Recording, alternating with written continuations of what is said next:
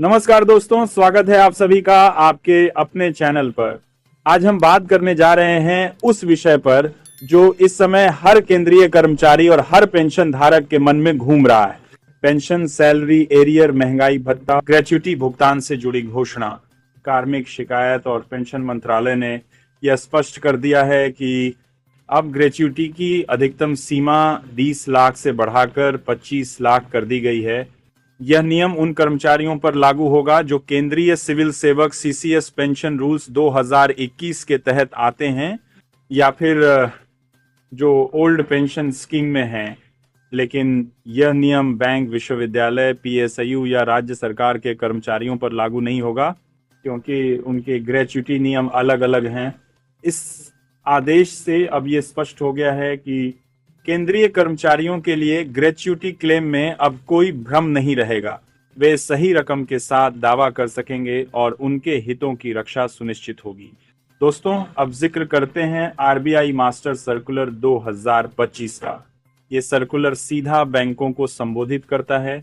RBI ने साफ कहा है, अगर बैंक पेंशन भुगतान में देरी करते हैं तो उन्हें पेंशन धारक को ब्याज सहित राशि चुकानी होगी। यानी अब अगर आपकी पेंशन देर से आई तो बैंक सिर्फ माफी नहीं मांगेगा बल्कि उस देरी का ब्याज भी देगा। ये कदम इसलिए जरूरी था क्योंकि कई पेंशनर हर महीने देरी की वजह से परेशान रहते थे। अब बैंकिंग सिस्टम पर सीधा अनुशासन लागू हो गया है। दोस्तों, देखा जाए तो पिछले कुछ महीनों में केंद्र सरकार ने पेंशन धारकों के हित में कई ऐसे कदम उठाए हैं जो न सिर्फ व्यवस्था को मजबूत कर रहे हैं बल्कि हर व्यक्ति को उसका हक समय पर दिलाने की दिशा में बड़ी पहल साबित हो रहे हैं। फॉर्मेट ईएफ में बदलाव, पेंशन फाइल प्रोसेसिंग का डिजिटलीकरण, 8वें वेतन आयोग की तैयारी, ग्रेच्युटी सीमा में वृद्धि और आरबीआई का ब्याज सर्कुलर, ये सब मिलकर एक बात साबित करते हैं कि सरकार अब पुराने सिस्टम को सुधारने के मूड में है। दोस्तों, अब आपकी जिम्मेदारी बनती है कि आप भी समय समय पर अपनी जानकारी अपडेट रखें, बैंक जाएं, अपने डेटा की पुष्टि करें, जीवन प्रमाण पत्र समय पर जमा करें और मंत्रालय की वेबसाइट पर नजर बनाए रखें। याद रखिए, जानकारी ही सुरक्षा है। जो जानता है वही अपने हक का दावा सही तरह कर सकता है। तो दोस्तों, आज का ये वीडियो यहीं तक। अगर आपको ये जानकारी उपयोगी लगी हो तो वीडियो को लाइक जरूर करें और नीचे दिए गए सब्सक्राइब बटन को दबाकर हमारे परिवार का हिस्सा बन जाएं, क्योंकि यही वो जगह है जहां आपको सबसे पहले सबसे सही और पूरी जानकारी के साथ कर्मचारी, पेंशन धारक और भूतपूर्व सैनिकों से जुड़ी हर खबर मिलती है। तो अगले 15 साल तक उसकी पेंशन से हर महीने रिकवरी की जाती है। अब ये मांग उठी है कि इसे 12 या 11 वर्ष कर दिया जाए ताकि पेंशनर को जल्दी फुल पेंशन मिलने लगे। सोचिए, अगर ये लागू होता है तो करोड़ों पेंशनरों को 3 साल पहले ही राहत मिलने लगेगी। तीसरी मांग, महंगाई भत्ते की गणना हर 3 महीने में की जाए। फिलहाल सरकार साल में 2 बार डीए बढ़ाती है, जनवरी और जुलाई में, लेकिन महंगाई तो हर महीने बढ़ती है। तो जब तक डीए का फायदा मिलता है तब तक बाजार की कीमतें फिर आगे निकल जाती हैं। इसलिए ये मांग रखी गई है कि डीए और डीआर की समीक्षा हर 3 महीने में की जाए ताकि कर्मचारियों और पेंशनरों को महंगाई का सीधा और समय पर लाभ मिले। और चौथी सबसे बड़ी मांग, पेंशन को अंतिम वेतन का 70% किया जाए। अभी ये 50% तय है, लेकिन संगठनों का कहना है कि बढ़ती जीवन यापन की लागत के हिसाब से 50% बहुत कम है। अगर इसे 70% किया जाता है तो रिटायर्ड कर्मचारियों की आर्थिक स्थिति में भारी सुधार आएगा।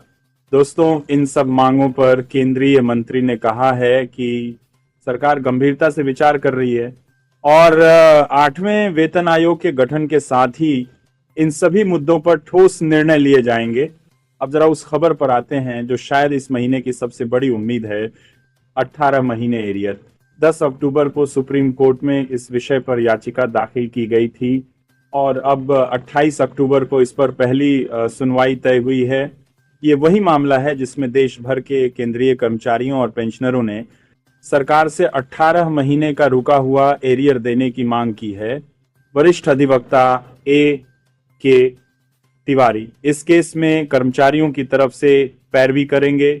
वो ये तर्क रखेंगे कि 2020-21 के दौरान महंगाई भत्ते और पेंशन वृद्धि पर जो रोक लगाई गई थी वो अब हट चुकी है, इसलिए सरकार को बकाया एरियर ब्याज सहित देना चाहिए।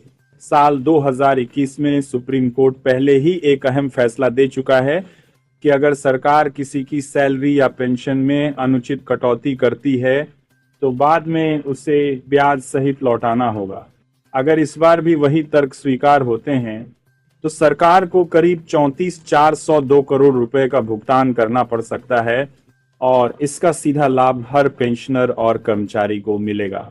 प्रत्येक पेंशनर के खाते में 1 लाख रुपए या उससे अधिक की राशि एक साथ आ सकती है।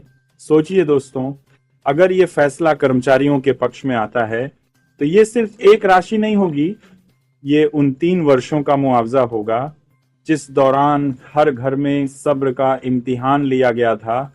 और अब आते हैं उस सवाल पे जो इस वक्त हर चर्चा के केंद्र में है, क्या 1 नवंबर से पहले कोई बड़ा ऐलान होगा? दोस्तों, स्रोतों से जो खबरें छनकर आ रही हैं वो बताती हैं कि सरकार पेंशनर्स और कर्मचारियों से जुड़े कुछ सकारात्मक फैसले 1 नवंबर से पहले घोषित कर सकती है। संभावना है कि या तो 8वें वेतन आयोग के गठन से जुड़ा नोटिफिकेशन या डीए-डीआर वृद्धि की नई घोषणा या फिर किसी नए पेंशन राहत पैकेज का ऐलान किया जाए, क्योंकि नवंबर के पहले सप्ताह में सरकार का बजटीय मूल्यांकन दौर शुरू होता है और ऐसे समय में लिए गए फैसले अगले वित्तीय वर्ष के लिए आधार बनते हैं। इसलिए ये कहना गलत नहीं होगा कि इस बार का अक्टूबर सिर्फ कैलेंडर का आखिरी महीना नहीं बल्कि लाखों उम्मीदों का पहला दरवाजा है।